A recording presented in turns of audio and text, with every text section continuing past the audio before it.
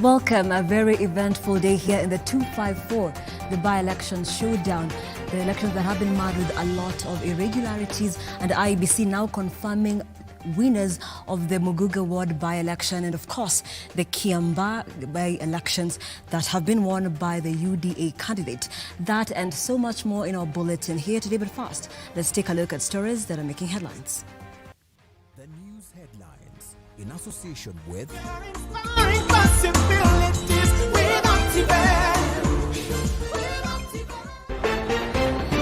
Ahead on trending news today, fugitive cop who had been on the run, Officer Kagongo, found dead in Elgeyo Marakwet in a suspected suicide. What next? Did you know that 36 million Kenyans are unsure of their next meal? We break down the UN hunger report. And salaried employees who are laid off to get a fraction of their salaries for 6 months.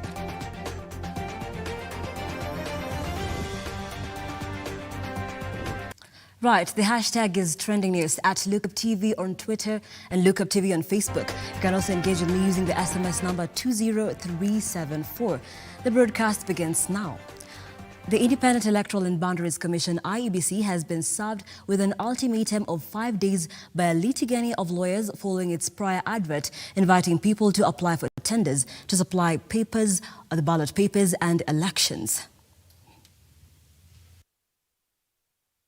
Placed an advert in the local dailies for traders to place tenders for the supply of election and BBI referendum materials. This comes at a time when the BBI appeal is still in court awaiting verdict in August. Following this advert, a litigant in the case challenging the BBI has written to the Electoral Commission accusing it of disobeying court orders. The letter stated that the IEBC is advertising tenders despite an existing court order by the High Court and a recent direction by the High Court of Appeal barring the IEBC and its commissioners from dealing with any issues relating to the BBI. The lawyers demanded that the advertisement is withdrawn within 5 days, giving conditions that if the advertisement is not taken down, legal actions will ensue. Wangari Mwangi, Look Up TV, Nairobi. Thank you, Wangari, for that report. And moving on, the death of Kagongo brings to life questions on what next after the main suspect in the murder cases of the two men is no more. Will justice for the victims that she allegedly killed be served? And how? Brenna Moy sat down with lawyer Robin Karani to get a deeper understanding on where the case may head. So thanks for giving us this opportunity to talk to you. You're talking about Caroline Kagongo.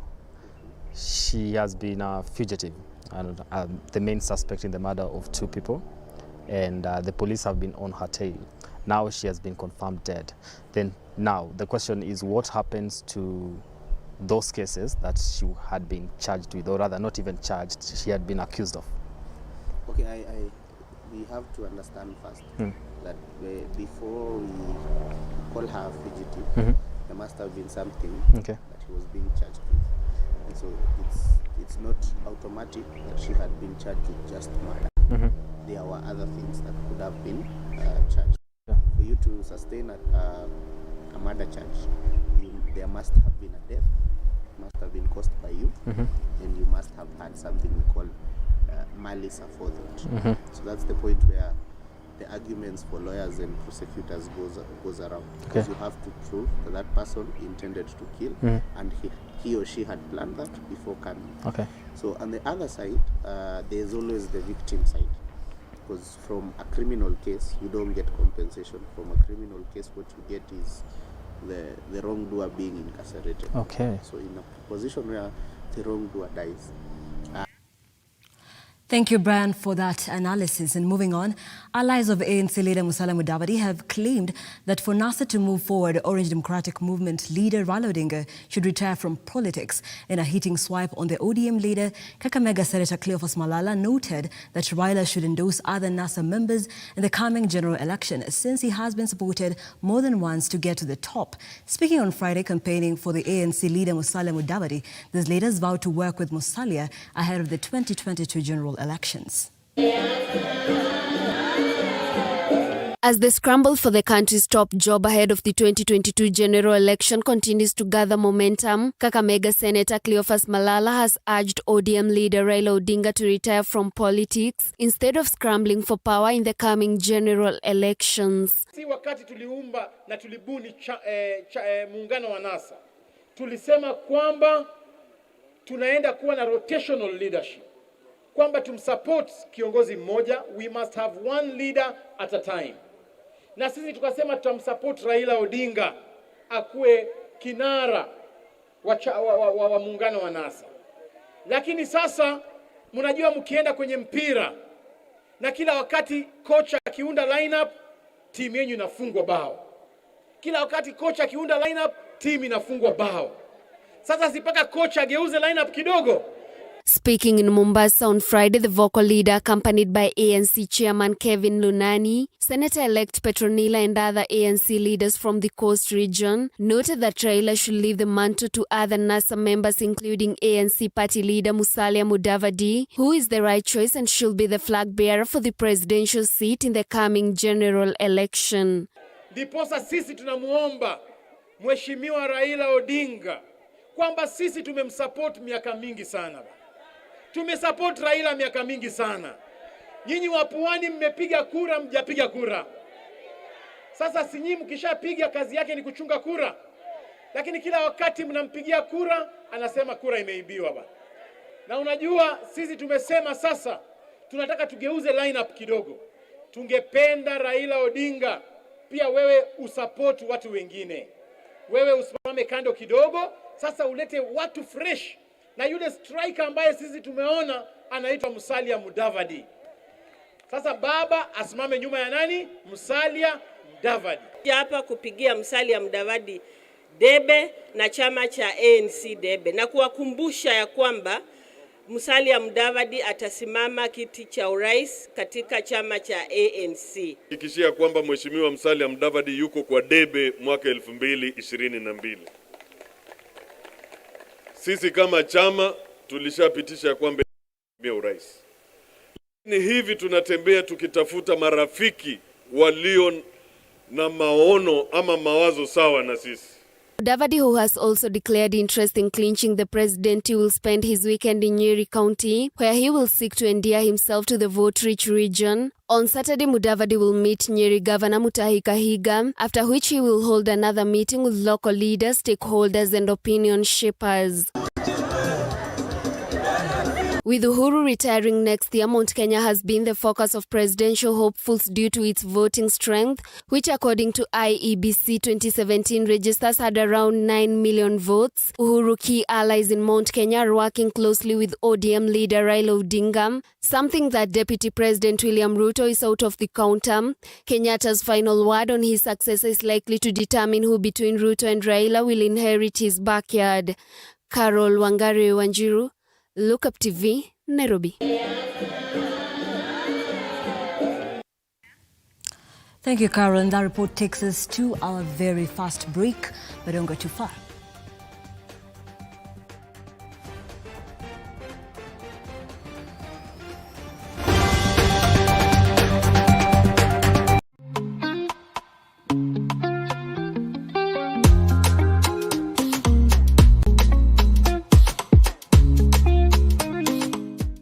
Welcome to the Natural Juicing Center.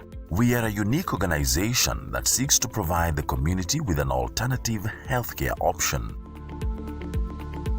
We specialize in the use of a natural holistic system that focuses on building health through cleansing and nourishing of the body. We utilize a variety of natural health promoting methods in our services, which include juicing therapy, hydrotherapy, colon cleansing, massage therapy, and a comprehensive cleansing service, among others. Our juices are freshly made and tailored to each and every client's individual needs after evaluation by our team through our free consultation service. You can now book for any service or order for food supplements on our website www.naturaljuicingcenter.com. You can also visit our center in Kahawa Sukari, house number 1334, Kahawa Sukari Avenue. Natural Juicing Center. Your health is your wealth. Welcome to Look Up Guest House, Retreat and Prayer Center. When you first come in, we will be happy to receive you at our reception, then proceed to our cozy and well-equipped accommodation facilities. We aim to provide our guests with a unique, comfortable, and worthwhile experience. Here at Look Up Guest House, we provide our guests with a continuous supply of room amenities.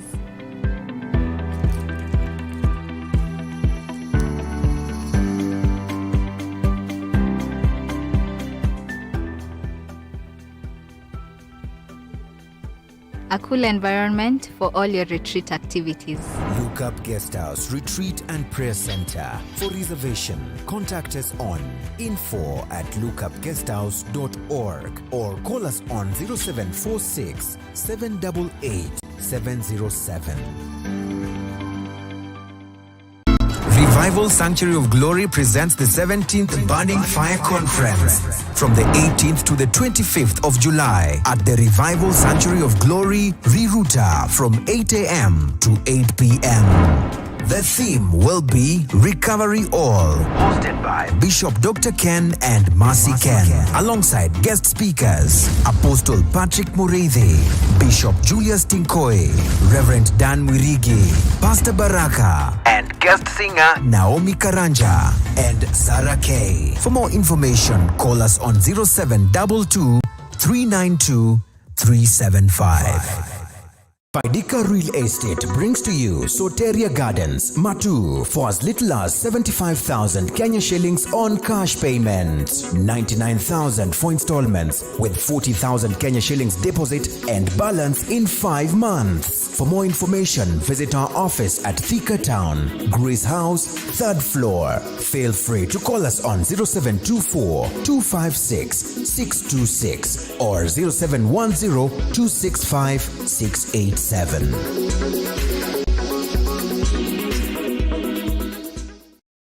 Like, follow, subscribe, click the notification button. Join the Look Up TV movement now.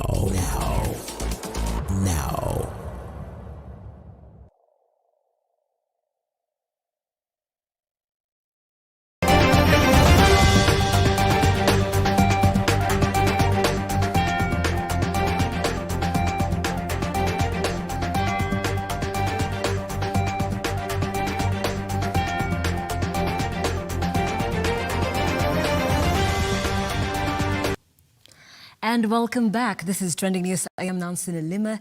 Let's continue with the broadcast. Remember, you can engage with me using the SMS number 20374 at Look Up TV on Twitter and Look Up TV on Facebook. Talk to me what's trending, where you are watching us from this very Friday afternoon. Let's continue. Deputy President William Ruto today is in Murang'a just a few hours after his affiliate party UDA carried the day in Kiambaa. The deputy, who is attending a funeral procession, spoke enthusiastically about the UDA win. UDA's celebratory mood in Kiambaa is still on, and Deputy President William Ruto has decided to carry the mood to Gatanga constituency in Murang'a County, where upon arrival, residents flocked the streets all in quest to welcome the DP, with chanting UDA's melodious song being the loudest, to address the crowd before heading to the funeral service. Hapa kanisani na tumekuja hapa kanisani tumuombe Mungu, tumshukuru Mungu kwa sababu Mungu ametufanyia mambo mengi. Namna hiyo. Na mimi nawashukuru sana watu wa Gatura kwa sababu mmejitokeza kwa wingi ili tuweze kukubaliana. Na mimi najua hii Gatura na Gatanga ni watu ya Hustler Nation.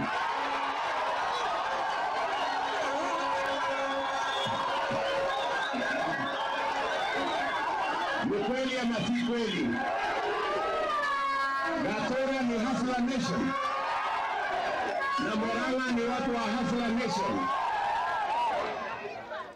Mimi nataka kwanza niombe msamaha kwa sababu sijapata. Ruto's visit comes as ANC leader Musalia Mudavadi was declared his interest in the 2022 presidential elections. He is expected to spend the weekend in Nyeri County. Mudavadi is on Saturday expected to meet Nyeri Governor Mutahi Kahiga, after which he will hold another meeting with local leaders, opinion shapers and stakeholders. On Sunday, Mudavadi will attend a church service in Nyeri town and thereafter football tournament.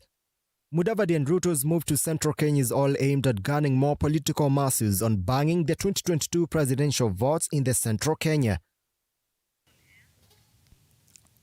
Thank you. And that report was prepared by Jefferson Mwai.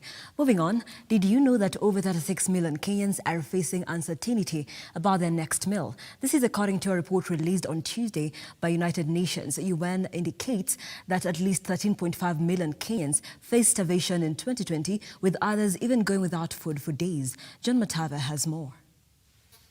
The United Nations has warned that 36 million Kenyans are faced with uncertainty about getting food and at risk of skipping meals and even forced to compromise their nutrition. According to the UN report, which was released on Tuesday, suggests that at least 13.5 million Kenyans faced starvation in 2020, with some having to go without food for a day or more. This is an increase from 8.3 million in 2016. According to the report, the number of Kenyans undernourished rose to 13 million in 2020 from 10.4 million in 2006, while the number of children aged below 5 years affected by hunger was 300,000 in 2020. Similarly, the number of adults aged above 18 years who were obese stood at 1.8 million in 2016, up from 1.3 million in 2012, while the number of women between 18 years and 49 years affected by anemia rose to 3.9 million in 2019 from 3.1 million in 2012. The report also highlights the need to boost food value chains in poor communities through technology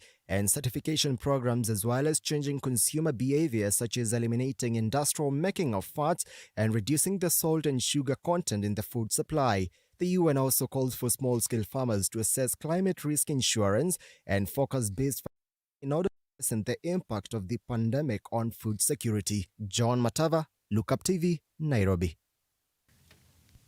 Thank you, John Matava, for that report.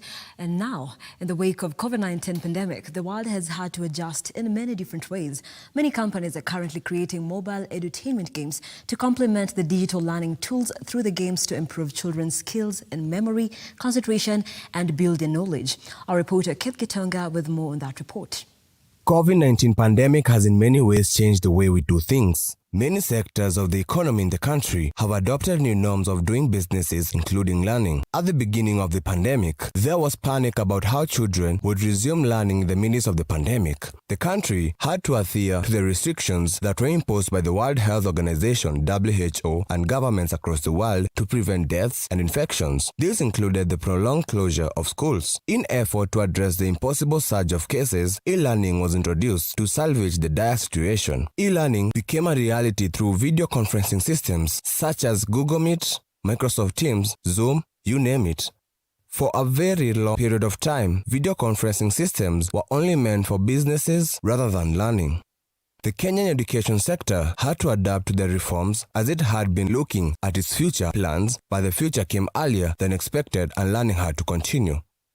According to the Recent Communications Authority of Kenya, in the first quarter of the 2020-2021 financial year, the total data internet subscriptions rose by 4.8% to 43.5 million from 41.5 million subscriptions reported last quarter, with mobile data subscriptions counting for 98.5% of the total subscriptions.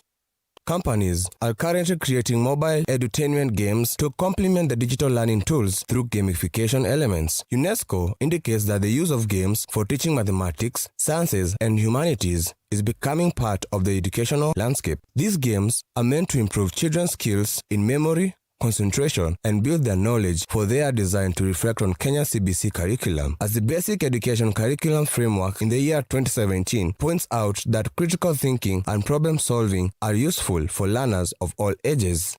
Keith Gitonga, Lookup TV, Nairobi. Thank you, Keith. And now we move on to some sporting action.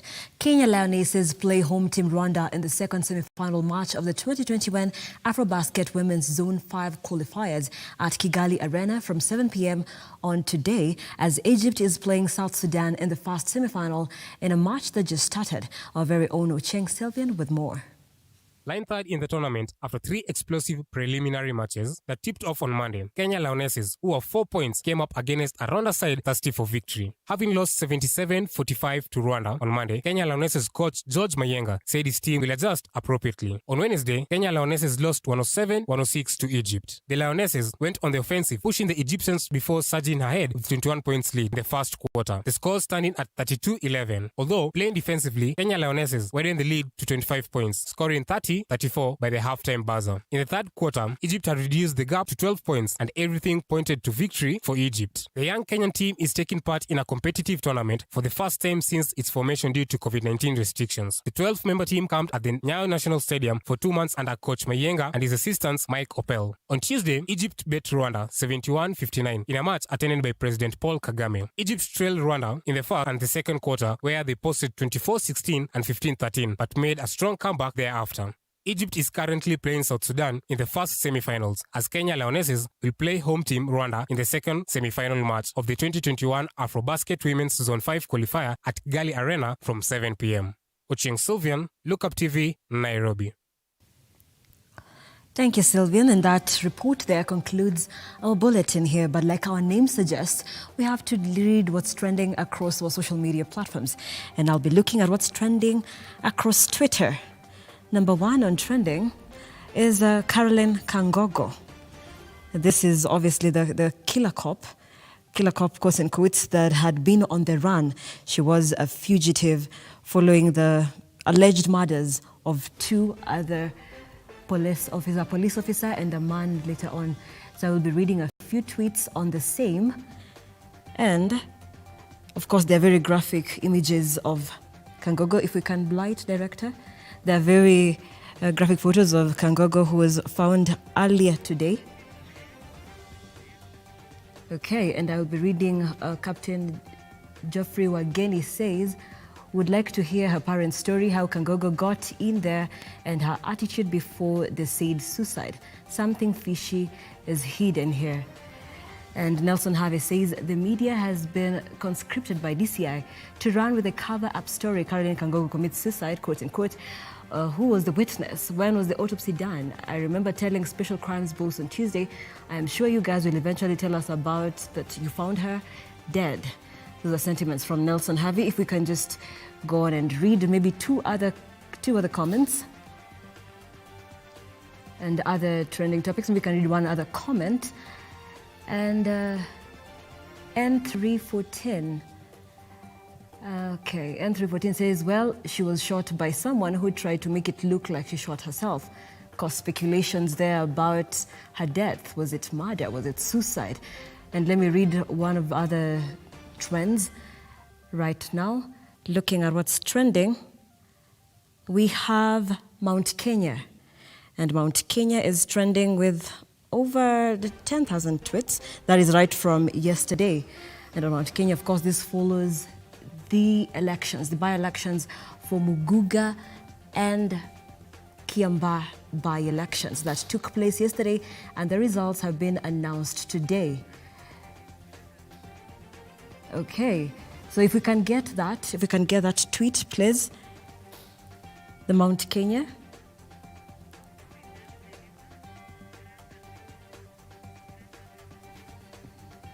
Okay, so moving on to the Mount Kenya director, if we can have it. Mount Kenya, I will just be reading a few tweets.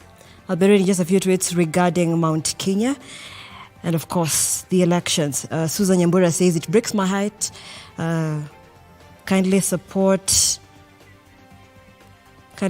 Joy from Kiambu. And of course, other sentiments coming in. Helen says, I will repeat this 100 times mpaka wasikie. Any politician in Mount Kenya who won't join Hustler Nation will never win any election. Those are Helen Jerry's sentiments. And Cyprian Nyakundi The blogger says very slim margin of victory by UDA in Kiambaa, considering the time and resources they poured there. It shows that Ruto's blanket support by Mount Kenya residents is guaranteed. Of course, and as I move down further, Mount Kenya region is very divided, and that is our happiness. This is Gideon Kitheka Sr. Actually, they need to have a strong presidential candidate next year, and we shall teach them lifetime lessons.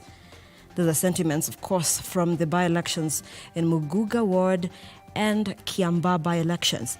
Ndungu Wainaina says any candidate in Mount Kenya counties will be affiliated and or inclined to Uhuru Kenyatta will struggle on the ground in 2022. Resistance and protests vote against Uhuru is very strong, and Uhuru knows it, because these are sentiments from Kenyans across the country in our 47 counties.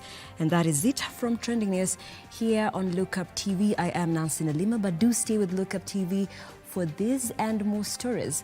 Right at 7 p.m, Taarifa Kuu with Lamek Aungo and our other subsequent.